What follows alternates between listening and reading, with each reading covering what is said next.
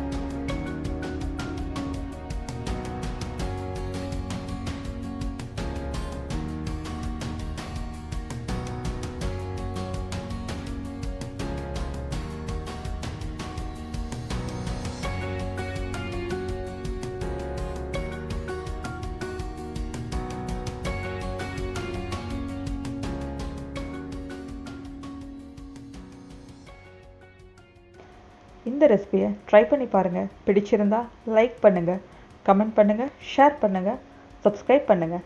Thanks for வாட்சிங்.